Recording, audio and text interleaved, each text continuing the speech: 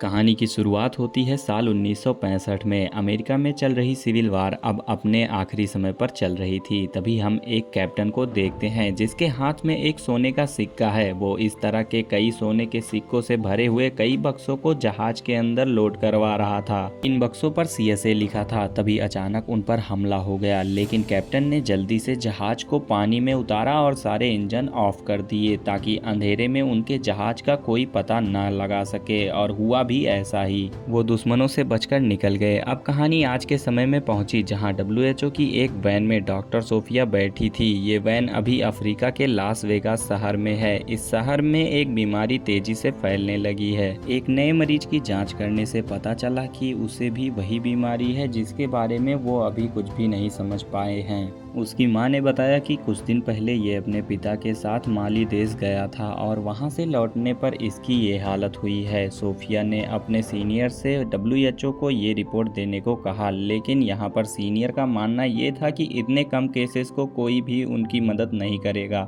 Sophia माली देश जाकर पता लगाना चाहती थी कि आखिर वहाँ ऐसा क्या है जो लोगों को बीमार कर रहा है। माली देश में इस वक्त अंदरूनी जंग चल रही थी और सीनियर ने कहा कि कोई भी तुम्हें वहाँ इस खतरनाक हालातों में अपने देश जाने की परमिशन नहीं देगा। इसी दौरान एक नकाबपोश आदमी उनके ऊपर नजर रखे हुए था। तभी सोफिया को ध्यान आया कि मरीज के पिता का भी सैंपल ले लेना चाहिए। इसके बाद सोफिया लाइट हाउस की तरफ निकल गई जहां वो काम कर रहा था। वहां पहुंचकर सोफिया ने देखा कि उसकी भी वैसी ही हालत है जैसे उसके बेटे की थी। यहाँ पर बल्कि वो तो अपनी जान भी गंवा चुका था इसी बीमारी से। सोफिया ने चुपचाप उसका सैंपल लिया और बाहर आ गई। इसी बीच पास के समुद्र में एक आदमी बोटिंग कर रहा था और नकाबपोश आदमी ने अचानक सोफिया पर हमला कर दिया, लेकिन इस बोटिंग कर रहे आदमी ने सोफिया को बचा लिया। लेकिन इसी हाथापाई में वो नकाबपोश आदमी सोफिया का बैग लेकर भाग गया। जब उसकी आंखें खुलती हैं तो वो नोवा नाम की एक जहाज पर थी जो समुद्र में खजाना ढूंढने वालों का एक जहाज है। बाहर वही आदमी जिसने सोफिया की जान बचाई थी, वो आदमी समुद्र में डूबी हुई एक कीमती मूर्ति को लेकर बाहर निकला। ये लोग यहाँ पर दरअसल में ढूंढना तो CSA वाले जहाज को चाहते थे, लेकिन आज तक उसका कोई सुराग नहीं मिल पाया। इस आदमी ने सोफिया को बचाया, उसका नाम डग है। तभी एल्मोरा, जो कि इस जहाज का मालिक है, वो आके डग से कहता है कि जो खजाना हमने ढूंढा है उसे रात में होने वाली म्यूजियम पार्टी में डिस्प्ले पर लगाना है। जिसके बाद डग एक नाइजीरियन डीलर से बात करने गया। पार्टी में बेशकीमती मूर्ति को सबके सामने दिखाया गया। ये असल में अफ्रीकन राजा की कब्र है जिसकी कीमत हजारों करोड़ों रुपए है। डग उस डीलर के पास पहुंचा और उसने डग को एक सिक्का दिया जिस पर CSA लिखा था। डग ने उस सिक्के को हाथ में लिया और वो एकदम से चौंक गया क्योंकि वो वही सिक्का था जिसकी खोज में वो लगे थे और आज तक किसी को उसका पता नहीं चला कि वो जहाज कहाँ पर गायब हो गया। पार्टी में मैस्कॉट कंपनी का मालिक भी है जिसने खजाने की खोज पर काफी पैसा लगाया था। इस आदमी की माली देश में काफी अच्छी जान पहचान है, इसीलिए सोफिया ने उससे मदद मांगी वहां पहुंचने के लिए। कंपनी के मालिक ने कहा कि वहां जाने में तो बहुत खतरा है। कुछ देर बाद डग वहां आ गया और उसने CSA का वो सिक्का जेम्स को दिखाया और उसने ये भी बताया कि उसे ये सिक्का माली में रहने वाले एक आदमी से मिला। डग का मानना है कि उस जहाज का मलबा आज भी माली में कहीं न कहीं मौजूद होगा। यहाँ पर जेम्स ये सारी बातें सुनकर खुश हो गया और उसने डग और एल्मोरा को 3 दिन के लिए माली जाने का इजाज़त दे दी।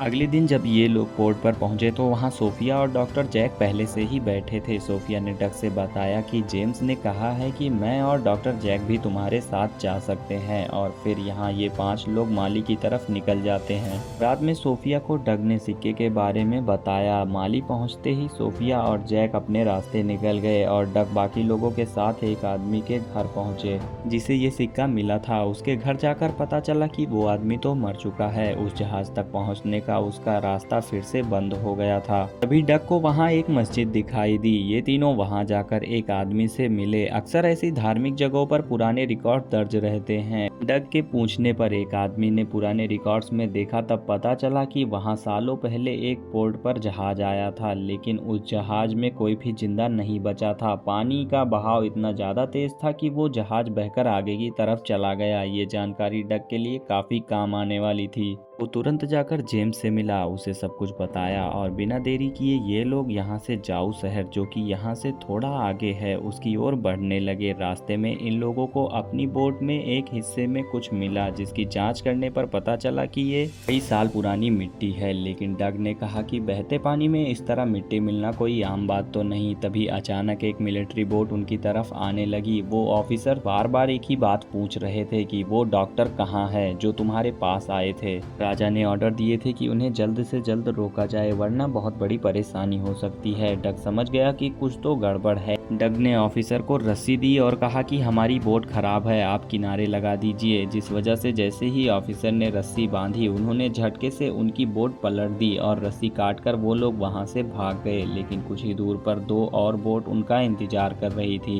वो उन पर फायरिंग करने लगे। डॉग समझ गया कि उन्हें अब पानी में कूदना ही होगा, मगर उन्होंने कूदने से पहले फ्यूल टैंक में कट लगा दिया था। जब बोट उनके करीब आई तो वो पानी में कूद गए। ऑफिसर ने बोट पर गोलियां चलाई और जबरदस्त धमाका हो गया। जल्द ही ये तीनों नदी से कूदकर बाहर निकल गए। डग ने रूडी से कहा कि तुम जल्दी से एल्मोरा के पास जाओ। डग और जेम्स डॉक्टर को ढूंढने निकल गए। यहाँ पर डॉक्टर एक गांव में पहुंचे जहां एक भी आदमी अब जिंदा नहीं दिख रहा था, क्योंकि यहाँ पर सोफिया जब घर में देखती है तो लोगों की लाशें मिली। सोफिया एक कुएं से पानी का सैंपल लेने लगी। तभी यहाँ पर मिलिट्री वाले आते हैं और गोलियां चलाना शुरू कर देते हैं, जिसमें जैक भी मारा जाता है। और यहाँ पर हम देखते हैं कि माली देश का राजा काजिम भी यहाँ पर आया था। डग और जेम्स भी यहाँ पर बीच में आ जाते हैं और काजिम के आदमी उन्हें भी मारने लगते हैं, लेकिन सोफिया ने उसे मार दिया और यहाँ पर डग उसे लेकर भाग जाता है। तीनों निकलकर थोड़ी ही दूर आते हैं कि कुछ घुड़सवार उन्हें बंदी बनाकर अपने राजा गोदिगो के पास ले गए। गोदिगो ने पूछा कि तुम लोग यहाँ क्या करने आए हो। तभी सोफिया बताती है कि मैं एक डॉक्टर हूँ और आपके इलाके में एक बीमारी फैली है। बीमारी का नाम सुनते ही उसे एक कमरे में ले जाया गया जहाँ ना जाने कितने लोग बीमारी की वजह से मारे जा चुके थे। सोफिया को गोदिगो ने अपने शहर में रहने की इजाज़त दे दी। पानी की जांच करने के बाद पता चला कि पानी जहरीला हो चुका है। यहाँ पर जब वो बात राजा को बताती है तो राजा कहता है कि मैं तुम्हारी पूरी मदद करूँगा, तुम इसकी जाँच पड़ताल करो। जेम्स वहाँ बच्चों के साथ खेल रहा होता है। तभी बॉल थोड़ा आगे चली गई और वो बॉल के पीछे जाते हुए एक अनोखी जगह पर पहुंचा तो उसे पता चला कि वहां उसी जहाज की पेंटिंग बनी है जिसे वो ढूंढ रहे हैं। पेंटिंग से पता चला कि वो वहीं पर कहीं रेगिस्तान में दबा हुआ है। सोफिया और डग भी वहां पहुंचे। डग ने बताया कि आज से 200 साल पहले यहाँ एक नदी थी जो सूख चुकी है और तभी उसे पेंटिंग में एक किला दिखाई दिया। डग का मानना था कि हो सकता है कि जो पानी इस गांव में आ रहा है वो उसी नदी का हो, और वो कहता है कि शायद नदी का पानी नीचे नीचे बह रहा हो। और वो लोग नदी की खोज में आगे बढ़ जाते हैं। तभी उन्हें कुछ दूर पर एक किला दिखाई देता है जिस पर चढ़ने के बाद उन्हें एक सोलर प्लांट भी दिखाई देता है जो कि मैस्कट कंपनी का था। लेकिन ऐसी सुनसान जगह पर सोलर प्लांट होने का कोई मतलब समझ नहीं आया। डग को एक ट्रेन दिखाई देती है और वो लोग चुपके से उसमें घुस जाते हैं। रूडी एल्मोरा के पास पहुंचकर सैंपल की टेस्टिंग और उसके रिजल्ट एल्मोरा को दिखा देता है। यहाँ पर वो भी हैरान हो जाता है। इधर वो तीनों प्लांट के अंदर पहुंचकर देखते हैं कि ये प्लांट तो रेडियो एक्टिव केमिकल बनाने के लिए काम कर रहा है। तभी वहां सोफिया की नज़र कुछ कंटेनर्स पर पड़ी जिन्हें अंडरग्राउंड ले जाया जा रहा था। तीनों आदमी उसके पीछे गए। तभी यहाँ बेसमेंट में देखा कि हजारों टन के हिसाब से रेडियो एक्टिव और जहरीले केमिकल सालों से पड़े हुए थे जो लीक होकर जमीन के नीचे बहने वाली नीरजा नदी में मिल रहे थे, और यही पानी पूरा देश पीता है। एल्मोरा उस रिपोर्ट को लेकर यूएस एम्बेसी पहुंचा, लेकिन यहाँ पर एम्बेसी का आदमी भी उस पर विश्वास नहीं कर पाता क्योंकि वो इतना शॉकिंग था।